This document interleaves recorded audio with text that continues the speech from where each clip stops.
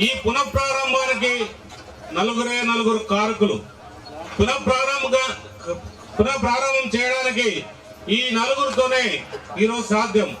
ధైర్యంగా పని ప్రారంభించామంటే మొదటి వ్యక్తి మన చంద్రబాబు నాయుడు గారు, అలాగే రెండవ వ్యక్తి మన యువ నాయకుడు నారా లోకేష్ గారు, అలాగే మన ఆర్థిక మంత్రి పయ్యావుల కేశవ్ గారు, నాలుగో వ్యక్తి మన కాలువ శ్రీనివాస్ గారు.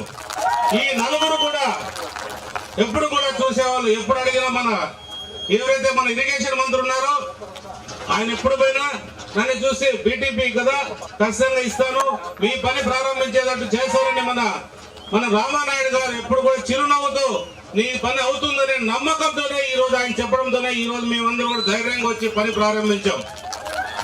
చాలా మంది చెప్పారు వీళ్ళు రేట్లు పెంచుకోవడానికి. నేను ఈరోజు కంపెనీతో నాకు సంబంధం లేకపోయినా కూడా నా మీద చెప్పారు కాబట్టి మీ అందరూ కూడా తెలియజేస్తున్నా. వీళ్ళు రేట్లు పెంచుకోవడానికి ఆలస్యం చేస్తున్నారు.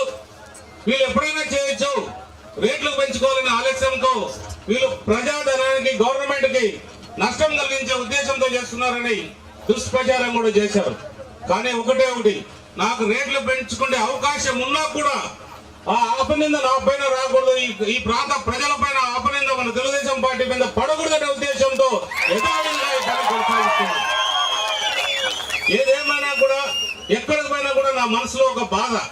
ఎన్నికల సమయంలో పెద్ద వాళ్ళు, ఒక ఆయన 80 సంవత్సరాలు పెద్ద ఆయన, అదే చిత్తూరు మండలంలో ప్రాంతానికి వెళ్తే ఆయన నాకు ఏమీ వద్దు, నేను ఇంతవరకు కూడా కాంగ్రెస్ పార్టీకి ఓటేశాను, ఇప్పుడు నిన్ను చూసి నేను తెలుగుదేశం పార్టీకి ఓటేస్తాను, మాకు నీళ్లు బీటీపీ నీళ్లు ఉంటే చాలా ఆయన అన్నాడు. ఆ రోజు ఆయనకి పెద్ద ఆయనకి కాళ్ళకు మొక్కి